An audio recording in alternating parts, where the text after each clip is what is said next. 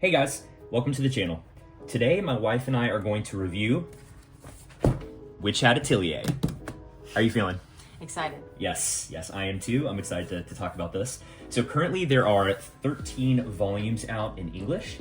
My wife has read how many? About 10. 10. Halfway through 10. Halfway through 10, and then I've read about 7 of them. So we have not finished or got caught up yet, but we definitely have a lot to say. So let's get started. Landis, you ready? Yes. Cool. All right, so first we're going to read the description. Landis, do you want to read that for us? Meet young Coco, curious and bright, and desperate to learn how magic's wrought. But witches keep their secrets hidden tight. And witches, Coco knows, are born, not taught. Then one day, Coco spies upon a witch, and he prepares the charms for which she yearns, and sees that, like her skill with thread and stitch, the truth is magic's something she can learn. Now with this knowledge, Coco starts to try to teach herself the witch's way with charms, and yet her aspirations go awry as Coco's magic causes grievous harm. To set things right, Coco leaves her home, and so begins the tale within this tome. And this is Coco right here on the front cover. So she is our protagonist, our main character. And very soon after, we're introduced to another character. Let's see, I think he's on the 2nd volume. Oh, just kidding. He's on the 3rd volume. Right here, his name is Kefri, is how I pronounce his name. I say it Quifrey, but okay. that's one of those things. Oh, right. Tomato, I guess. Okay, cool. So, Landis, I have a few questions that we're gonna run through, and hopefully that can help us review the series, okay? Okay. So, first question is, what did we expect going into Witch Hat Atelier? So, going into it, I'm not really a huge manga reader, so I was just looking for something that would catch my interest and make me kind of interested in pursuing reading manga. Sure, and I think if I remember correctly, I had bought the first couple of volumes knowing that people had really enjoyed it and talked it up. This was probably about a year ago? Yes. Maybe?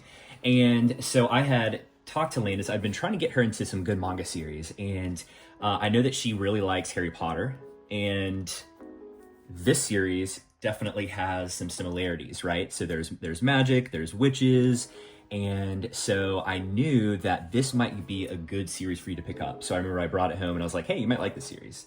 And then I think you watched some booktubers, right? And they had also recommended Witch Hat Atelier. And so that was like the final straw, I think, for you, where you're like, okay, like I'll give it a shot.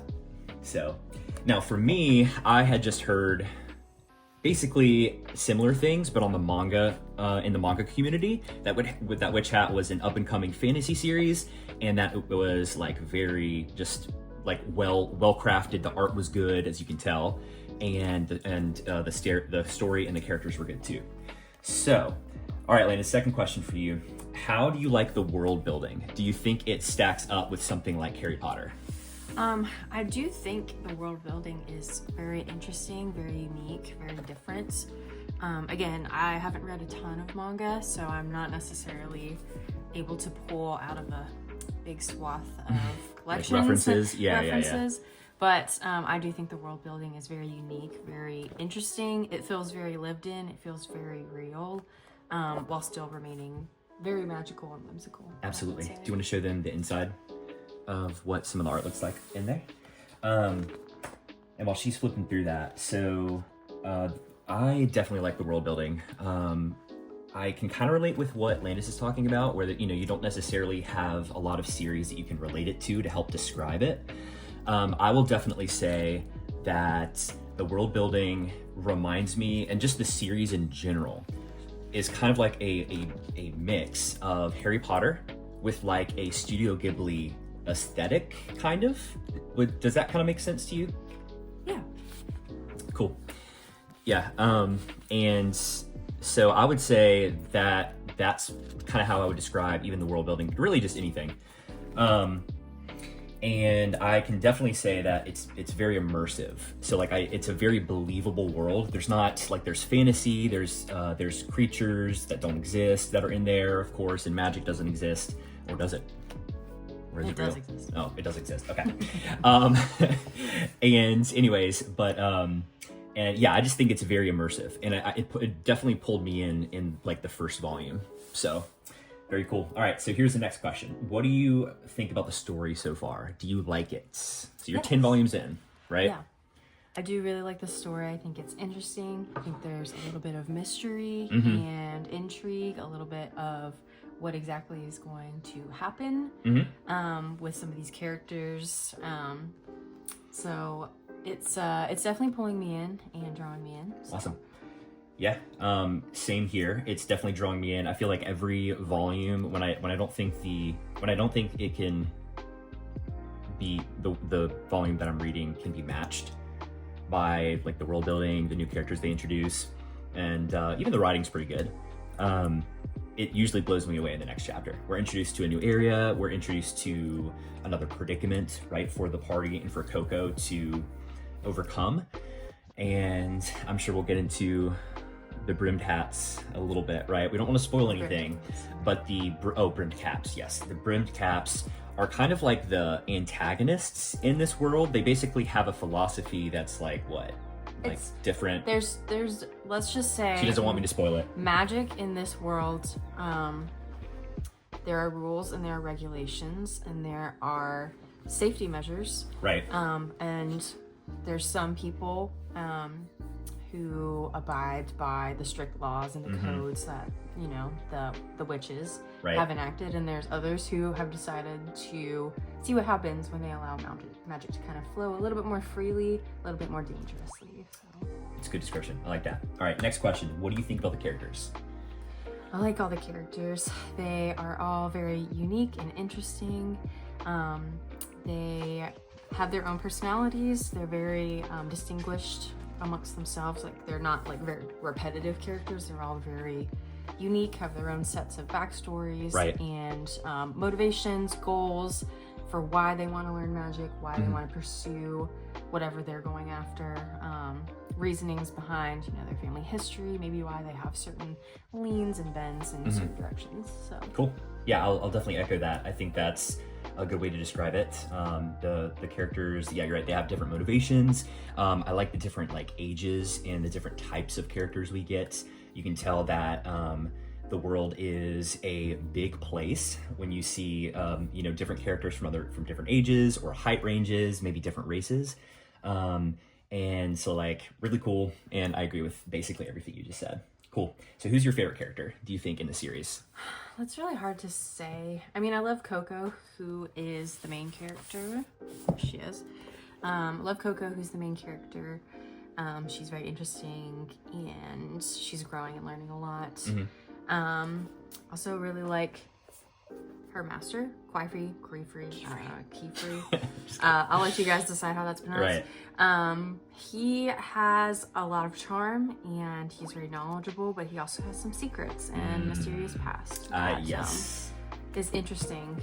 In chapter 6 or in volume 6 or 7, you start getting a little bit of rumblings about him. He's willing to do things that maybe a normal main character wouldn't be willing to do. So very cool. So what do you think about the art, Landis? What's your favorite cover art out of all of these so far? I mean, obviously you can tell beautiful cover art. Where's the first one? Let me show. Some of the way that, here's the second one. Some of the way that the illustrations just kind of like bleed through. Let me see if I can find a good example. Where they kind of bleed through the page and they're not always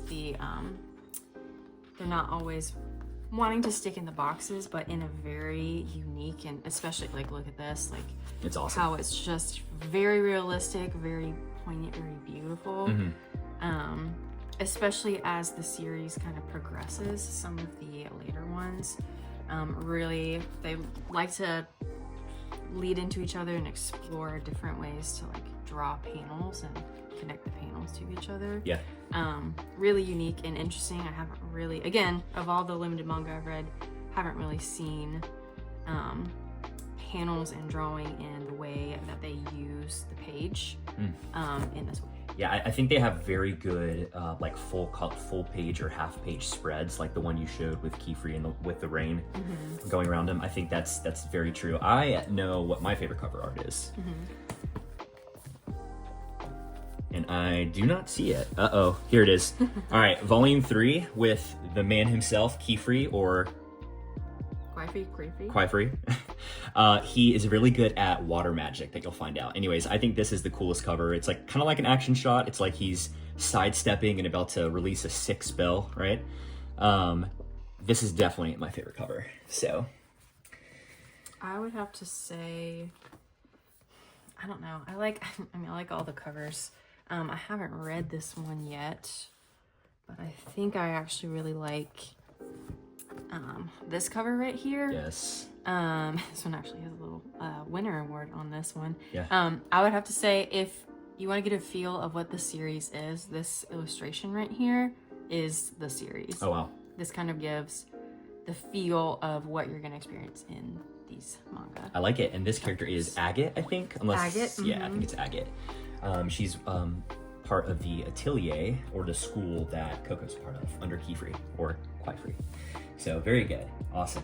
Okay, so what, let's see, where do you think the story is going to go from here? Obviously, we can't spoil anything, but what would you like to see in future chapters? Maybe more Expounded upon or something. a little bit more into the history of the world. There's a reason for the magic having laws and regulations, as we find out within the chapters, and the reason for that was due to some cataclysmic events that happened when magic was kind of unregulated. Right. I would like to learn about the history of the ancient days before they kind of had their current system. Would be really interesting. Yeah. For me, because I like to learn the history of kind of the different worlds that we're going through. Same. Absolutely. Yeah, I would say that I want to see more about Keyfree's backstory, and I bet you we get into it in the later chapters. I also want to know more about the Knights of the Morales. Like, I kind of want to see them do more things. So far in volume 7, we get introduced to them, and we kind of see that even in the ranks, that some of them have a little bit different motivations, but they're all pretty like towing the line, right? So I want to see like some being willing to like get their hands dirty or something, right? But yeah, that's kind of where I want to see more about the Knights Morales in the series. So very cool. Landis, do you have any last thoughts on Witch Hat Atelier? Should our watchers be interested in it, and should they read it? Yes, definitely should read it. I think even if you're not very proficient at reading manga, this story will interest you and capture you enough for you to want to read more, want to learn more. Absolutely, I will agree with that. Awesome. Well, thank you all guys for watching this video and checking out our review for Witch Hat Atelier. We hope you enjoyed it. So what do you think about Witch Hat Atelier? Please leave a comment down below with your thoughts, and we will be coming out with more reviews in the future, so stay tuned. And please like, share, and subscribe. Thank you.